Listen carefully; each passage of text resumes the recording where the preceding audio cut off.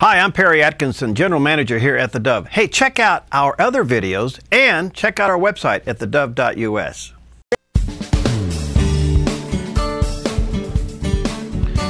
Well, as you know, we got a election cycle going on, and coming up May 20th is the primary in the state of Oregon.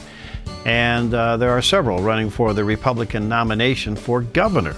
And earlier we had the chance to talk to one of the other candidates. Gordon Challstrom's with us today, and he is a gubernatorial candidate running for the Republican nomination. Joining me now as we talk to Gordon about his candidacy. Today we're delighted to have with us Gordon Challstrom. He's one of the candidates for governor for the state of Oregon, and he is a Medford businessman, and he is here today to talk to us about, well, his business, his experience, and most of all, why he's decided to jump in and go for it and to become the next governor of the state of Oregon. Gordon, nice to have you with us, my friend. Good morning. Good to see you. Well, a little bit of your background. You were in the concrete business for how many years? 20 years. 20 years. Yes, sir. I graduated college in 1993 in May and opened up CW Concrete in October of that year here in Medford, Oregon. Wow. And then you went at it and grew that business. And at one time, how many employees? I had over 40 employees doing over $7 million a year in sales. You know, you're one of the few candidates I've ever interviewed that knows what it is to make a payroll. Sign the front side of a check. Yeah. Yes, sir. And to go through that struggle and making that quarterly deposit every other week. Yes. That says a lot. Well, listen, to go from a very successful business to jump into the political ring, why are you doing this? What's on your mind? Well, after the recession of '08, my business slowed down, and it didn't require as much of my time to manage it. So I started paying attention to what was going on in Salem, Oregon, and Washington, D.C. The more I learned, the madder I got. I didn't like the direction Oregon was going, and I decided to do something about it. All right, so getting in, looking at Oregon, how have you prioritized the issues? I mean, we got Cover Oregon, we got the economy. Is the state friendly to businesses? How do you prioritize these? Jobs has got to be the #1 issue, and the reason we don't have jobs is taxes are too high, regulations are too many, and we need to reduce both so that we can create environments that bring entrepreneurs to want to start businesses and want businesses to come to Oregon and open up shop. We don't seem to be attracting new business, and yet a lot of people love our way of life here. Everybody would like to come do business in Oregon, but we don't seem to be attracting businesses. Is it primarily because of regulations and taxes? Yeah, we have the second highest corporate taxes in the nation. I mean, you may as well put a fence around Oregon that says keep out, and we need to eliminate that. And as a businessman, corporations don't pay taxes. Those fees get added to the cost of services. We can reduce that or eliminate that. All right. What about this Cover Oregon mess that we're in? You know, I believe the government has no right to come between you and your doctor. You know, currently there's 2 medical procedures that aren't covered by insurance. They are LASIK surgery, which has been cut in half over the past 10 years, and plastic surgery. And those prices have all been decreasing. It's only when government gets involved that you see the prices and the quality of care, prices going up, quality of care declining. We need to get government out of the way and let the free market solve these problems. All right, it is the law of the land, though, and as governor, you would have something to say about what's happening with Cover Oregon, because Cover Oregon is as big a mess as Obamacare, but there is a law here that has to be implemented. How would you go about that? Well, I believe we can get the people of Oregon. I mean, they don't want the government involved in their medical decisions. We can get the people of Oregon to put pressure on the legislature, and we can get Cover Oregon removed. We can't do anything about Obamacare or the Affordable Care Act, but we can eliminate Cover Oregon, and I believe the majority of Oregonians would be for that. All right. Let's talk about property rights. There's always some issues going on with the state and individual property rights. There's a lot of sub-questions here, but your overall thought about personal property rights. when it comes to property rights, I believe we live in a fascist state. I mean, I own the property, but I have to get permission to do anything on it. That's ridiculous, you know. I mean, I believe in our property rights. I should be able to do what I want, providing I do not harm my neighbor. That's where I draw the line there. But that's part of the reason why housing is so expensive in the state, and that's part of the reason why businesses and companies aren't coming here. The regulations are way too tight, and we need to reduce and eliminate them. Do you think, would you be for, I should say, a property tax freeze on those after the age of 65? Or elimination. I don't want to see anybody get forced out of their home because of their inability to pay their property taxes. You know, at 65, you've paid your fair share through this life. I think you should even, you know, not have to pay property taxes. All right. GMOs, big thing, especially down here in Southern Oregon. Yes. There's quite the controversy, and it looks like it's going to spread statewide. What's your thinking on it?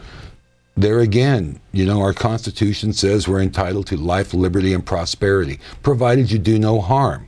What I'm understanding is that, you know, the GMOs planted on this field, the bees transplant that pollen over to this field. Well, they're doing harm to their neighbor. If they can't control it and confine it, then they should be liable for the issues that it raises. Basically, I think Mother Nature did the best job ever, and I don't think we need to be modifying our food. Okay, and that seems to be a growing concern, and it's to whether or not even GMOs are now even being accepted as exports in some areas. Apparently some countries, I heard, are not taking our exports. Okay, so they're turning it down. All right, there's been a lot, as you know, Gordon, with the whole issue of these O&C lands in some of these outside counties and how it's impacted some of the county operation budget. In some cases, they're right on the edge of bankruptcy.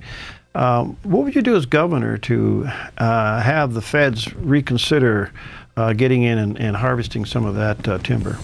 Well, we have total dysfunction in Washington, D.C. I believe the governor needs to provide the leadership and take control of these lands. I'm going to tell you this, the day after I'm sworn in, I'm going to be taking my chainsaws over to Josephine County. I've already talking with Sheriff Gil Gilbertson, and I said, I'm going to be going up there and cutting on federal forests. Sometimes it's better to ask for forgiveness than permission. We have got to get that land back in. There's a gentleman, a representative from Utah, and he has a website called the American Lands Council, and he has a roadmap for retaking these federal lands from the government and putting them back into state control, and let the counties manage it. Where does proper conservation come into this? Because I understand cleaning up the forest floor, I understand some select harvesting should go on, but at the same time, we should be good stewards of all of this. How do you process that? You know, the O&C Act mandates a sustainable harvest. We have over 75 billion board feet of timber in the O&C counties. We can harvest 1.2 billion board feet and still have it growing larger every year than what we had the year before. We need to focus on funding the county's services, schools, police, protective services, and we can do it in a way that we still have clean air, clean water. If we don't manage those forests, you're going to see cities that get burned. Right now, we have a healthy forest is 140 to 160 trees an acre. We have forests out there that have 600 to 700 trees an acre. If that catches fire, you won't stop it, and it'll burn right down to the I-5 corridor. All right, let's go over to education. Big issue in the state of Oregon. It's the #1 budget grabber. As you know, there's been proposals in the past that you fund K through 12 in the first 81 days of a session, or the legislators don't get paid. In other words, if it is the big thing, let's get it funded and out of the way so we can concentrate on the rest of the budget. But it's always held to the end of the legislative session as a bargaining chip to raise taxes and other things. In the meantime, we've had schools now go on strike, want more money, unions and the teachers versus the school districts, and you know the battle. What's your thoughts there? I don't think there's a lack of funding in our education. I think there's a lack of leadership. I believe that the Oregon Department of Education is more concerned about the mascot's name than they are the quality of the product they're putting out. As governor, I would eliminate the Oregon Department of Education. It's taking a lot of gravy off the top of the funding. Let that money come back to the 197 school districts in this state. We can add more teachers, reduce class size, let the local districts control their curriculum, control their teacher tenure, and control the number of school days that they need to go. Oregon's way undereducating their children as far as the number of school days. In the rest of the country or rest of the world, it's over 220 school days a year. We're 190. You know, we've got to get it back up. We've got to hold higher standards. All right, before I run out of time, let me just run through a couple things. Where are you with the Second Amendment? I'm a lifetime member of the NRA. All right, where are you with the issue of abortion? I am pro-life. Okay. Where are you with the issue of same-sex marriages? I believe marriage is between a man and a woman. Okay. Where are you with possibly cutting the size of government? That is something that we have to do. In order to give a tax break to the citizens, we're going to have to reduce the size of government. I'm looking at one of the departments, the Department of Transportation. It's over 5,000 strong. Why do we have all those people designing bridges and roadways? Why can't we let the general contractors hire those engineers, put them on their own retirement account, and let them design and build the bridges and roads, provide a bond so that that road and bridge stays there. Mm-hmm. And if there's a failure, the contractor comes in, makes the necessary repairs, or we take his bond money, repair the road and or bridge, and he never works in Oregon again.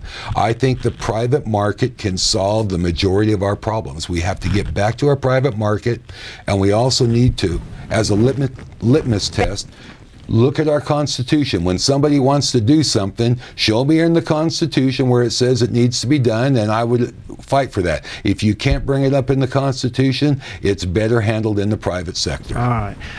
Gordon, you're an interesting gentleman, to say the least, and sounds like you have thought this pretty well out, and I commend you. Anybody that does a race and gets involved, especially a statewide race, it's probably a pretty tough schedule, so we commend you for that. How can people get a hold of you and support you? My website is challstromforgovernor.com. Okay, and that's CHALLSTROM. The number 4, governor.com. The number 4.com. Well, best to you, and look forward to talking to you again. And you got, I'm sure, fast days between now and May 20th, right? Yes, sir. I'm on the road quite a bit. Best to you. Thank you. Okay. All right, coming up next, just how can you write positive emails to somebody that's dealing with cancer? I think you'll find our guest to be pretty fascinating.